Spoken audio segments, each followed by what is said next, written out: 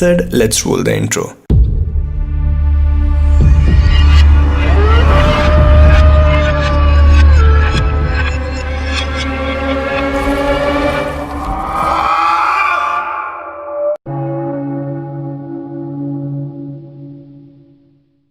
तो दोस्तों, मूवी की शुरुआत में हम व्यूअर्स एक परिवार को देख पाते हैं जिसमें पति का नाम स्टीवन था और पत्नी का नाम डायना था।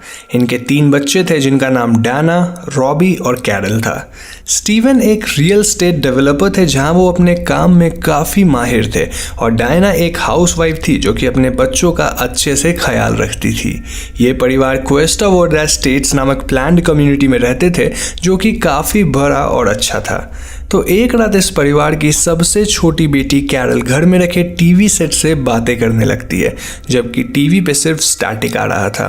परिवार वालों को लगता है कि कैरल स्लीप वॉक कर रही होगी, लेकिन इसके ठीक अगली रात कैरल वापस से टीवी के सामने बैठती है और अचानक इस टीवी के अंदर से एक हाथ कैरल पे काइंड ऑफ अटैक करता है।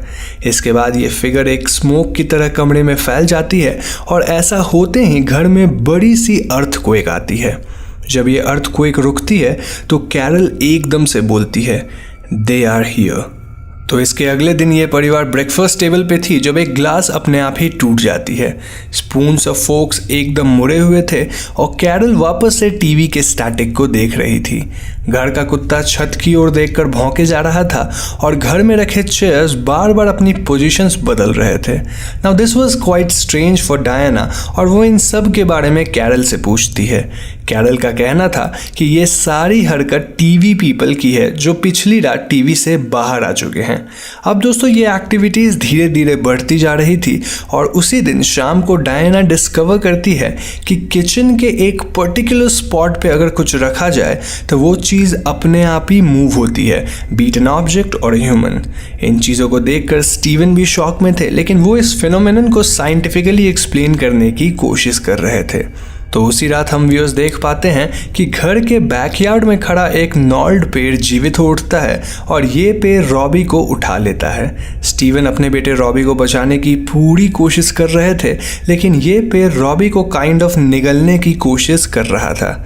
चारों तरफ तूफान आ चुकी थी और कैरल के कमरे की कपबोर्ड से एक इनविजिबल पुलिंग फोर्स कैरल को अंदर खींचने की कोशिश कर रही थी।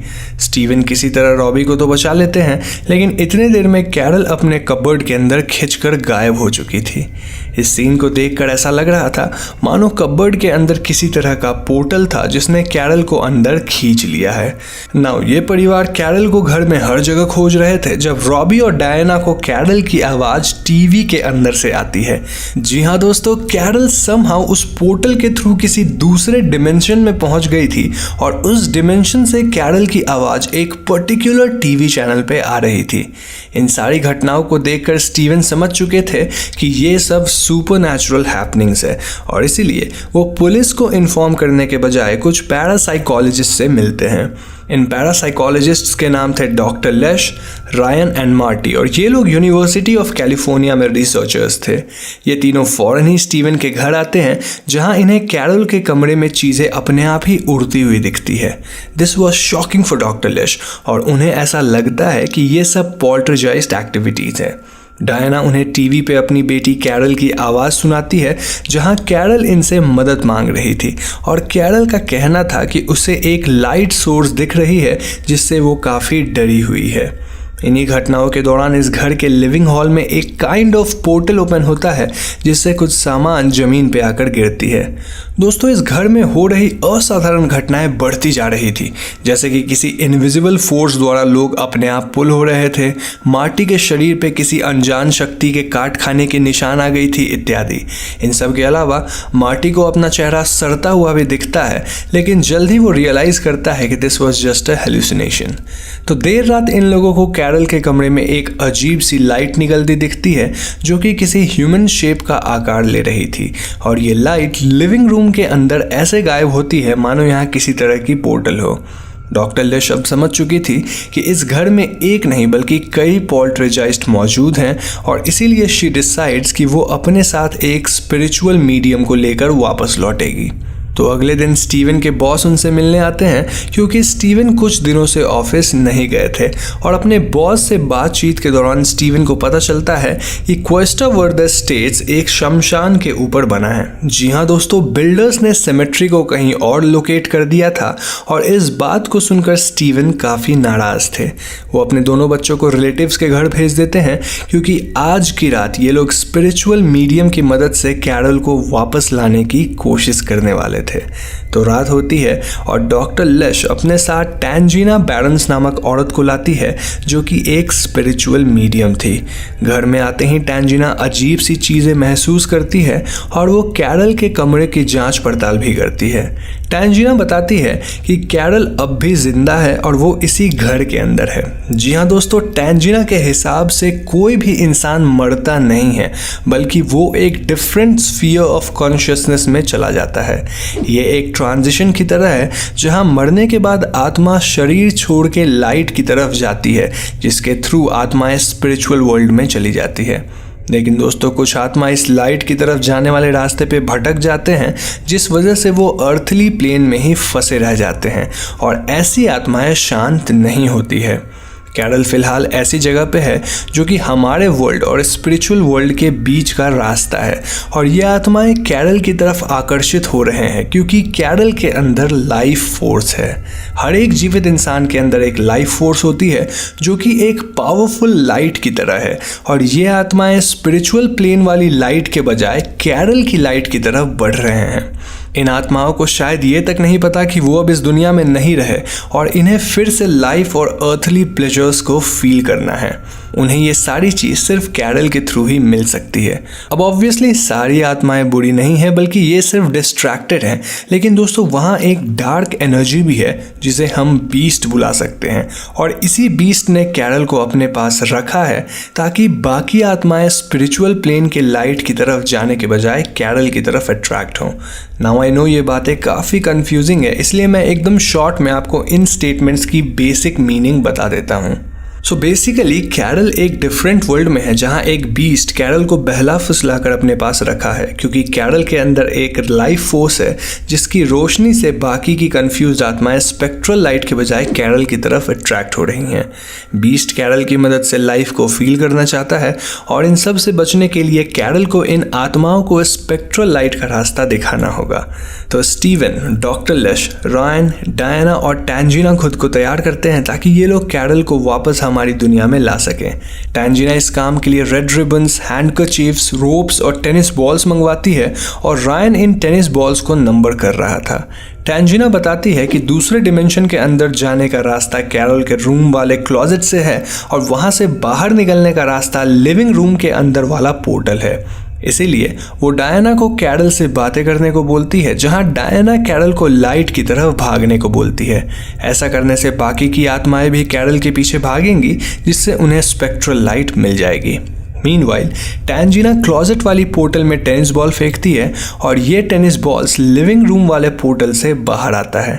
यानी कि उनकी थ्योरी सही थी और इसीलिए डायना अपने कमर में एक रस्सी बांधकर इस पोर्टल के अंदर अपनी बेटी कैरल को बचाने जाती है।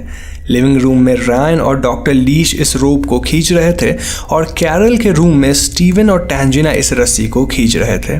इस प्रोसेस में कई स्पिरिट्स को स्पेक्ट्रल लाइट मिल जाती है और धीरे धीरे ये लोग कामयाब हो रहे थे।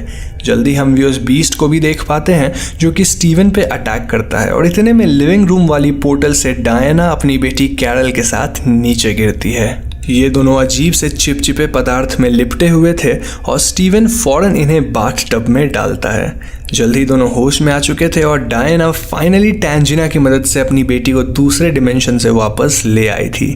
टैंजिना कहती है कि स्टीवन का घर अब आत्माओं के चंगुल से बाहर है। इस इंसिडेंट के बाद ये परिवार इस जगह से मूव होने का प्लान करती है और स्टीवन अगले ही दिन अपनी रेजिग्नेशन देने ऑफिस जाते हैं। इसी दौरान हमें पता चलता है कि कैरल को इन घटनाओं के बारे में कुछ भी याद नहीं था और डायना के कुछ हेयर्स वाइटिश हो गए थे। डायना घर के सारे सामान पैक करवा रही थी और ठीक अगले दिन ये लोग इस जगह को छोड़कर जाने वाले थे। लेकिन इसी रात हम व्यूअर्स डायना को एकदम से हवा में अपने आप ही उड़ते हुए देखते हैं, विच प्रूव्स कि बीस्ट अब तक हार नहीं माना है। रॉबी की क्लाउन वाली डॉल उस पर अटैक करती है और कैरल के कमरे में एक बार फिर से एक पोर्टल ओपन होता है। वे सजेस्ट कि बीस्ट इन बच्चों को फिर से किडनैप करने की कोशिश कर रहा है। डायना किसी तरह अपने बच्चों के कमरे में जाने की कोशिश करती है, लेकिन वहाँ उसे एक अजीब सी भूतिया आकृति रोकती है और इसीलिए वो मदद मांगते हुए घर के बाहर जाती है। घर के बाहर डायना फिसल के स्विमिंग पूल में गिरती है, जहाँ से ढेर सारे कंकाल बाहर निकलने लगते हैं। कंकाल के अलावा यहाँ से कई कब्र भी बाहर निकल रहे थे और इससे पहले डायना इन सब के बीच फंस जाती, डायना के पड़ोसी वहाँ आकर उसे पूल से बाहर निकालते हैं। बाहर निकलने के बाद डायना फौरन ही घर के अंदर जाती है और वो अपने बच्चों को बचाने की कोशिश करती है। कैरोल के कमरे में एक अजीब सी ओपनिंग थी जो कि किसी मॉन्स्टर के मुंह की तरह लग रहा था और ये ओपनिंग बच्चों को अपने अंदर खींचने की कोशिश कर रही थी। डायना किसी तरह अपने दोनों बच्चों को कमरे से बाहर निकालती है और ऐन वक्त पे वहाँ स्टीवन भी आते हैं। घर में जगह जगह से ढेर सारे कब्र और कंकाल बाहर निकल रहे थे और इन इंसिडेंट्स के बीच स्टीवन को पता चलता है कि जब उसके बॉस ने क्वेस्टा वर्दर की ज़मीन से कब्रिस्तान को हटाया था तो उन्होंने कब्रों की बस हेडस्टोन हटाई थी, यानी कि इस कब्रिस्तान की सारी डेड बॉडीज़ आज भी यहीं थी और फिलहाल वही कब्रें बाहर निकल रही है। स्टीवन अपने परिवार के साथ फौरन अपने कार में बैठकर यहाँ से भागते हैं और हम व्यूअर्स देख पाते हैं कि स्टीवन का पूरा घर उस पोर्टल के अंदर समा जाता है। ये परिवार क्वेस्टा वर्दर से दूर जाकर एक होटल में रहते हैं, जहाँ स्टीवन होटल की टीवी को रूम के बाहर रखते हैं। मूवी यहीं पे ख़त्म हो जाती है। तो दोस्तों ये थी पोल्टरजाइस्ट मूवी की स्टोरी और इस फिल्म की कहानी फेयरली सिंपल है। अगर आप आज इस फिल्म को देखेंगे तो आपको इसकी इफ़ेक्ट्स या फिर स्टोरी लाइन उतनी पसंद नहीं आएगी, लेकिन 1982 के हिसाब से ये एक बहुत ही अच्छी फिल्म है। इनफैक्ट इस फिल्म को अपने इफ़ेक्ट्स के लिए ऑस्कर तक में नॉमिनेट किया गया था, लेकिन अगर आज आप इसके इफ़ेक्ट्स देखेंगे तो आपको काफ़ी बचकानी लगेगी।